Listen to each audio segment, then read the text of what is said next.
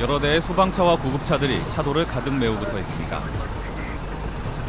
그 사이를 비집고 들어가니 문짝이 심하게 찌그러진 택시가 서 있고 그 뒤로는 시내버스가 보이는데요. 출근하는 차량들로 도로가 매우 붐빌 시간. 신대방동의 한 버스 중앙차로에서 택시와 버스가 충돌하는 사고가 발생했습니다.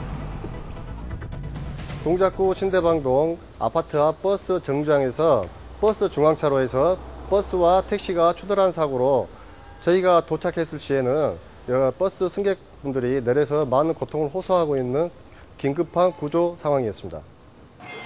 이 사고로 버스와 택시의 파손은 물론 운전자를 포함해 13명이나 되는 승객들이 크고 작은 부상을 입었습니다. 저희 구조대원들이 현장에 도착했을 시 많은 버스 승객분들이 고통을 호소하고 있었는데요. 손바닥 열상, 목 통증, 허리 통증, 기타 여러 신체 부위의 고통을 호소하고 있었고요. 그래서 저희 구급대원들이 경추 보호 및 허리 보호, 기타 응급처치를 실시한 후에 여러 주변 병원으로 이송을 하였습니다. 버스에 적잖은 승객들이 타고 있던 상황이라 자칫하면 큰 피해가 발생할 수도 있었지만 택시와 버스 모두 속도가 빠르지 않았던 데다 119 소방대원들의 신속한 구조로 약 10분여 만에 현장 구조를 끝냈습니다. 건물 꼭대기에서 시뻘건 불길이 용소 숨치듯 창문 밖으로 뿜어져 나오고 있습니다. 불이 난 곳은 재활용품 수거에 보관해 놓는 창고로 이용하던 4층인데요. 불에 타기 쉬운 가연성 물질들이 많아 대형 화재로 번질 뻔했지만 소방서 추산 약 3,500만 원의 재산 피해와 연기를 마신 부상자 1명을 제외하고는 다른 큰 피해 없이 약 10분 만에 완전히 진화됐습니다. 화재로 인한 매캐한 연기가 아파트를 휘감고 있습니다. 소방대원들이 굵은 물줄기를 계속 뿌려보지만 연기는 좀처럼 사그라지지 않는데요. 신대방동에서 재활용품 창고 화재가 있던 같은 날 중랑구 상봉동에서도 재활용품을 쌓아둔 창고에서 화재가 발생했습니다. 불이 난 재활용품 창고가 아파트 내에 위치하고 있어 주민들이 급히 대피하는 등 일대 소란이 있었는데요.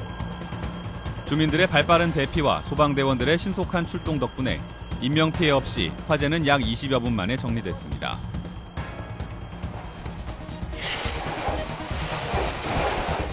최근 건조한 날씨가 계속되면서 여러 종류의 화재가 자주 발생하고 있는데요.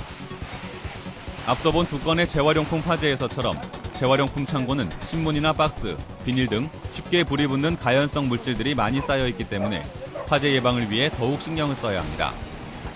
특히 중랑구 아파트 단지 내 재활용품 화재처럼 사람들이 많이 사는 공동주택에서 화재가 발생할 경우 자칫 큰 인명피해로 이어질 수 있으므로 평소부터 재활용품 근처에서는 담배를 피우지 않는 등 화재가 발생하지 않도록 각별히 주의해야 합니다.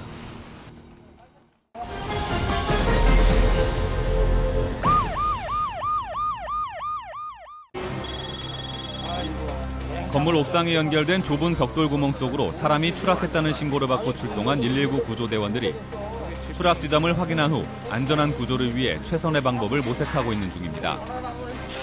곧이어 강철 와이어를 이용해 신중하게 인명구조 준비를 하는데요. 좁은 벽돌 굴뚝 안에 부상이 의심되는 추락 남성의 모습이 보여 119 대원들의 마음이 더욱 바빠집니다. 오랜 시간에 걸쳐 쌓인 먼지로 인해 호흡하기마저 쉽지 않아 보입니다. 지난달 21일 종로에 위치한 식당의 옥상에 연결된 좁은 벽돌 구멍 속으로 한 남성이 추락하는 흔치 않은 사고가 발생했습니다. 옥상에 올라간 남성이 발을 헛디뎌 좁은 벽돌 굴뚝 속으로 떨어진 아찔한 사고인데요. 콘크리트 굴뚝 속에서 구조를 요청하는 다급한 목소리를 우연히 들은 주민이 재빨리 119에 신고했다고 합니다. 굴뚝 폭이 워낙 좁아 구조가 엄청난 난관에 부딪혔습니다. 게다가 남성이 좁은 굴뚝 속으로 추락하면서 입은 부상 때문에 몸의 움직임이 원활하지 못한 터라 구조가 더욱 어려워졌습니다. 결국 인명구조 장비를 갖춘 119 대원이 직접 와이어에 몸을 매단 채 좁은 구멍 속으로 내려가는 방법으로 구조하기로 결정하고 체형이 날렵한 119 대원이 조심스럽게 굴뚝 아래로 들어가고 있습니다.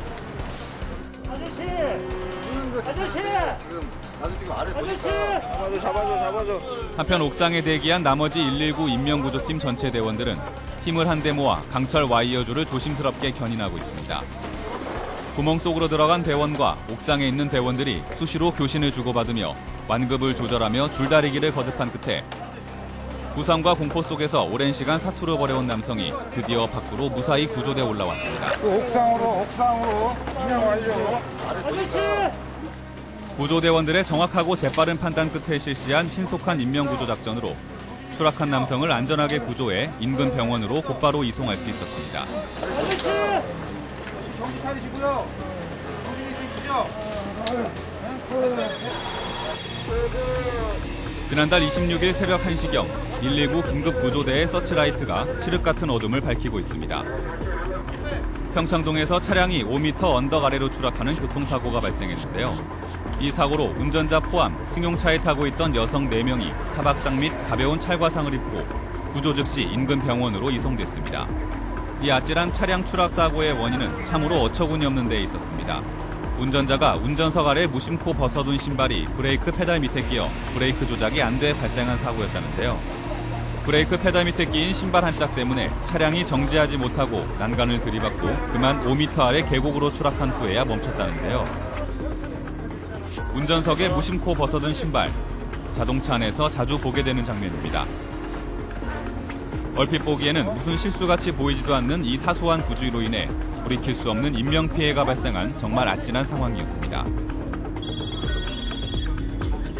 난간을 뚫고 아래로 추락한 승용차 한 대가 90도로 곤두박질 친 모습이 정말 위태롭게 보입니다. 지난달 24일 창신동 언덕 위 주차장에서 차량이 가드레일 기둥을 뚫고 아래쪽으로 추락한 정말 위험한 사고가 발생했습니다. 네, 주택가 고지대 주차장 인근에서 차량이 추락을 해서 신고가 들어왔는데 저희가 현장에 가보니까 3m 아래로 차량이 완전히 거꾸로 처박혀 있는 상황이었고 내부에 요구조자 2명이 탑승해 있었는데 출혈이 많고 움직일 수가 없어서 빨리 구조를 해야 될 위급한 상황이었습니다. 바퀴만 가까스로 걸린 채 거꾸로 매달린 형태로 처박혀 있는 승용차에서 여성 한 명부터 조심스럽게 구조해냅니다. 계곡의 바윗돌 위에 거꾸로 처박혀 있는 승용차 안 부상자 구조를 위해 소방대원들이 거꾸로 선 차량 쪽으로 조심스럽게 들것을 갖다 대고 있는데요. 네, 현장 상황이 차량이 완전히 90도로 처박혀 있었고 내부에 요구조자 2명이 이제 출혈과 이제 몸을 쉽게 움직일 수 없는 상황이라서 굉장히 구조활동이 힘든 상황이었는데 저희가 조심스럽게 문을 열고 내부로 구조대원이 진입을 해서 이제 기본적인 경추보호대나 척추를 보호할 수 있는 응급 처치를 한 후에 곧이어 동승했던 한 남성도 119 구조대원들의 도움을 받아 추락한 승용차로부터 무사히 구출돼 나옵니다. 차량의 교통사고는 비단 주행 중일 때뿐만 아니라 이번 사고에서 보듯이 주차장에서도 예기치 못한 끔찍한 사고가 일어날 수 있습니다. 특히 주차장에서는 운전자들이 방심하기 쉬워 순간의 부주의로 인한 크고 작은 사고가 많이 발생한다고 합니다. 대부분의 차량 사고는 운전자의 부주의가 가장 큰 원인입니다.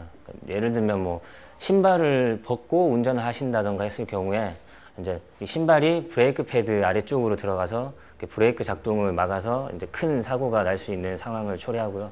또 악셀레이터와 브레이크 페달을 이제 혼돈을 하셔서 브레이크를 밟아야 되는 상황에 액셀레이터를 밟아서 사고가 나는 경우도 많고요. 그리고 또 주차장에 주차를 하시더라도 이제 사이드 브레이크는 무조건 채워주시고 비탈진 길에 특히 주차하실 때는 핸들을 약간 돌리셔서 이제 벽 쪽이나 그런 쪽으로 향하게 해서 만약에 차량이 아래쪽으로 굴러 내려갈 때 벽 쪽으로 가서 충돌을 하면서 더 큰 사고를 막을 수 있도록 하는 그런 예방법이 있을 수 있겠습니다. 특히 비탈길 주차가 매우 위험한데요. 주차된 차량의 주차 브레이크가 풀릴 경우 도로의 경사가 10도만 넘어도 시속 30km 이상 속도가 붙을 수 있어 대형 사고로 이어집니다. 주차하면서도 일어날 수 있는 교통사고, 가볍게 생각해서는 절대 안 되겠습니다.